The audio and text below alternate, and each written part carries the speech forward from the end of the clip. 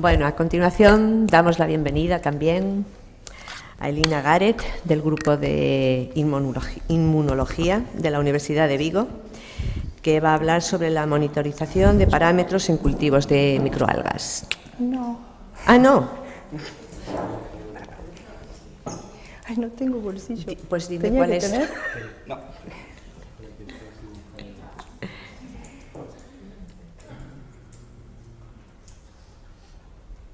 Si no lo sostengo, ya está. El aparatejo este tan chulo. Sí, primero gracias por la presentación. Tengo que decir que aquí hubo un fallo en el nombre de la presentación. En realidad lo que vamos a contar es un experimento, un estudio piloto que hemos hecho con mi compañera Andrea, en el cual la idea es utilizar como un potencial, ¿no?, de uso de estas microalgas que ya han presentado y han oído mucho de ellas a lo largo del día, en alimentación animal. Entonces, perdón, pero no voy a hablar de monitorización. Era para engañarles. Bueno, en realidad las microalgas en alimentación no es algo nuevo. Ya los aztecas y los mayas utilizaban espirulina como parte de su dieta, y probablemente fuera anterior también, pero son los registros que hay. Particularmente la espirulina es una microalga que está muy utilizada y se ha estudiado mucho sobre ella en cuanto a suplemento en alimentación, tanto en humanos como en animales. Principalmente por todas estas características que les he puesto aquí. No sé si se verá bien la tabla, pero tiene un montón de nutrientes, desde vitaminas, minerales, enzimas, lástima que aquí está cortada, ácidos grasos esenciales tan famosos y necesarios para reducir el colesterol malo y todas estas cosas, aminoácidos y, bueno, los pigmentos que en realidad en alimentación humana, bueno, y animal también, serían buenos para la parte de antioxidantes. Entonces, actualmente se conocen varias especies, pero las más utilizadas en alimentación son platensis y máxima, según el sitio donde crezcan. Como les decía, en realidad no es algo nuevo. La espirulina se utiliza en alimentación desde hace tiempo. Particularmente he encontrado bastantes referencias bibliográficas. Esto es una tabla que entraba en la diapositiva, pero hay muchas más. Y en animales muy diferentes, ¿no? Desde mamíferos, que son interesantes porque son los que comemos en producción animal, y hay bastante bibliografía reciente en peces. De hecho, en acuicultura en general, incluso he leído algo sobre gambas también, ¿no? Cómo se veían beneficiados sobre todo al sistema inmunitario el hecho de alimentarse de esta microalga. Entonces nos hemos planteado un estudio piloto, ha sido un estudio pequeñito, pero para intentar ver si había efectos que pudiéramos evaluar en el laboratorio a nivel fisiológico e inmunitario en ratones. Y aprovechando la logística del laboratorio, estudiamos dos grupos de edades: ratones jóvenes de 2 meses y ancianos, que en caso de los roedores es de 1 año. Entonces, como les decía, estudiamos los efectos de suplementarles la alimentación con espirulina a nivel inmunitario y fisiológico. Y intentamos ver si había diferencias entre jóvenes y ancianos. El hecho de suplementarles la dieta a los roedores fue un desafío, porque claro, ¿cómo le das a comer espirulina a un ratón? Estuvimos mucho tiempo intentando lograrlo y al final no nos convenció mucho el diseño, pero bueno, fue lo que logramos, hacer nuestros propios pellets que ellos fueran capaces de roer. Hay estudios que han hecho otras cosas, pero en otros animales que sí se pudieran sondar, por ejemplo, todos los días, y tú pudieras determinar la dosis. O sea que en este caso, en nuestro estudio, el suplemento de espirulina fue a demanda. Ellos comían lo que cada uno quería. Lo que hicimos fue, estos ratones que les decía, ancianos de 12 meses y los jóvenes, de 2 meses, los dividimos en 3 grupos de 4 ratones. A 2 de ellos los alimentamos con dieta normal de pienso y agua, y a 1, que es el grupo espirulina, lo alimentamos con su dieta normal, suplementando con las pastillas de espirulinas que ellos podían comer a demanda. Para hacer el estudio a nivel inmunológico, lo que hicimos fue inmunizar al grupo control, o sea, con dieta normal, con un antígeno muy utilizado a nivel de laboratorio, que es el KLH, que es una glicoproteína que es muy inmunogénica, o sea, suele generar una respuesta inmunológica fácil de medir. Por tanto, tendríamos el control de alimentación no inmunizado y luego un grupo control inmunizado y el grupo espirulina también inmunizado con KLH. La misma disposición para jóvenes y ancianos.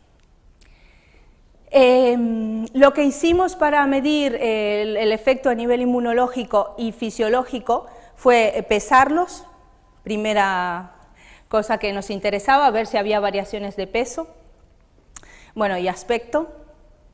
Luego, a día 14, bueno, en realidad debería ir por aquí, a día 14 los inmunizamos con KLH y al mes los matamos, los sangramos y medimos a nivel de respuesta inmunitaria, primero la respuesta humoral, es decir, los anticuerpos que tenían en suero frente al antígeno que habíamos usado para inmunizar, que es el KLH. Esto lo hicimos por ELISA y medimos fundamentalmente la respuesta IgG. Luego evaluamos la respuesta inmunológica a nivel celular, simplemente con un hemograma, o sea, un recuento de las células blancas en sangre, para ver si existían diferencias entre grupos. Y por último, el estado fisiológico lo evaluamos mediante el control de peso y pruebas bioquímicas. A nivel fisiológico encontramos que en realidad en cuanto a peso, lo que se ve es una mayor dispersión.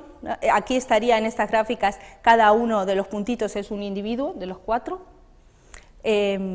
Los 3 grupos están representados en 3 colores, el grupo control sería naranja, el control inmunizado sería este azul y el de espirulina el verde.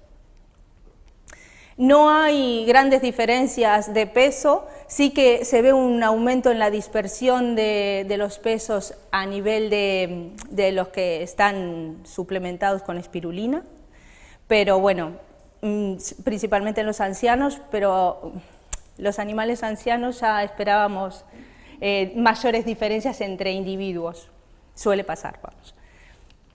Por lo tanto, bueno, a nivel de peso no pudimos sacar grandes conclusiones. Para nuestra sorpresa, sí que nos encontramos a nivel de bioquímica que la mayoría de los parámetros están alterados, pero en todos los grupos. No hay diferencias prácticamente en los que han sido alimentados, suplementados con espirulina, que son aquí el grupo 3 y el grupo 6. Pero sí que hay una gran variación en cuanto a lo que serían los rangos normales de cada uno de los parámetros. Esto nos hace pensar que hay algún problema en cuanto a alimentación o agua, básicamente, que es lo que les damos. Pero bueno, esto ya es a nivel más importante. Habrá que ver por qué. Como les decía, prácticamente no hay diferencias entre grupos, todos sí que están alterados los parámetros, pero en todos por igual, por lo tanto, no es que se deba a la espirulina en particular. En cuanto a la respuesta inmunitaria, y que era lo que más nos interesaba, sobre todo de cara a futuros estudios que podrían ser sobre posible suplemento en animales con algún tumor, ¿no? Porque está bastante descrito los beneficios del suplemento de espirulina en cuanto a distintos tumores, principalmente digestivos. Por lo tanto, en cuanto al número de células, en lo que serían neutrófilos, no se ve una mayor dispersión en animales ancianos que en jóvenes. Bueno, yo creo que aquí la leyenda se ve mejor, ¿no? Por lo menos la agrandé a ver si se podía leer todos. Pero bueno, hay un ligero incremento en el número de neutrófilos en los animales que han sido suplementados con espirulina. Otra vez el grupo 3 y el 6. Los linfocitos no presentan diferencias, prácticamente están todos iguales, aunque otra vez la dispersión en el grupo de ancianos con suplemento de espirulina ha sido mayor. Probablemente se deba a que haya ratones que hayan comido más que otros, simplemente porque les gustaba más o lo que fuera. Pero sí que nos ha sorprendido el porcentaje de monocitos, que contrariamente a lo que hubiésemos esperado, vemos que en los grupos que ha sido suplementado con espirulina dan un menor porcentaje que los grupos control. Por lo tanto, bueno, al ver esta disminución en el número de monocitos y la poca variación en el resto de las células, hubiésemos pensado que en realidad la respuesta inmunitaria estaba disminuida. Pero al hacer el ELISA para ver los niveles de anticuerpos específicos frente al antígeno, o sea, la respuesta anterior era un poco general, a nivel celular no era específica. Sin embargo, aquí, a nivel de anticuerpos específicos frente al antígeno, vemos que en el caso de los ratones jóvenes, la respuesta en el grupo en el cual se ha suplementado la dieta con espirulina es muchísimo mayor que en el grupo control inmunizado. El grupo aquí, el grupo 4, sería el control sin inmunización, que obviamente no responde frente al antígeno porque no lo ha visto. Sin embargo, en el grupo de los ancianos, el comportamiento es al revés, que otra vez nos sorprendió, porque si incrementaba en uno, ¿por qué no en otro? Pues no sabemos. Esto ya habría que estudiarlo a nivel más detallado. Tengo que decir que no nos ha dado tiempo a terminar todos los ensayos que pretendíamos en el estudio. Hay algunos que están todavía pendientes. Entonces, bueno, no está cerrado, pero sí que la respuesta nos sorprendió principalmente por eso. Y, bueno, como conclusiones, decir eso, que no vimos un marcado efecto en el peso de los animales, que se observan alteraciones bioquímicas, pero que en este caso no están causadas por la espirulina, porque en todos los grupos se comportan igual, que sí que la espirulina induce una disminución en el número de macrófagos en jóvenes y ancianos, pero no se observan diferencias significativas en el resto de los grupos celulares.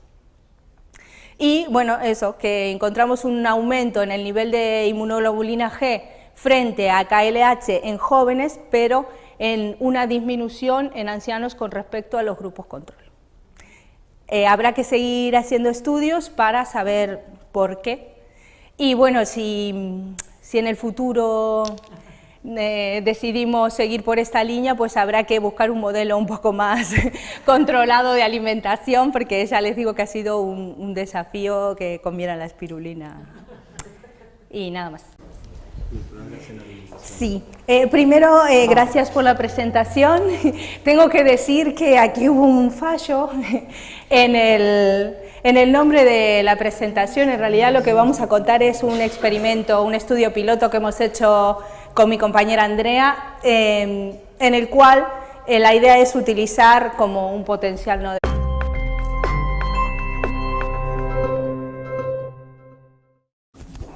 Bueno, a continuación damos la bienvenida también a Elina Garrett, del grupo de inmunología de la Universidad de Vigo, que va a hablar sobre la monitorización de parámetros en cultivos de microalgas. No. Ah, no.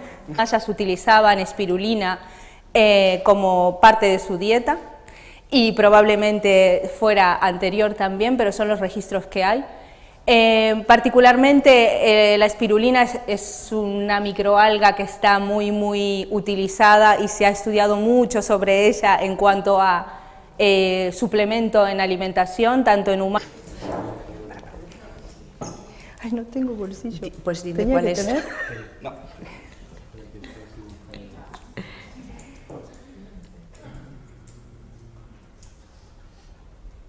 Si no lo sostengo, ya está. El aparatejo este tan chulo.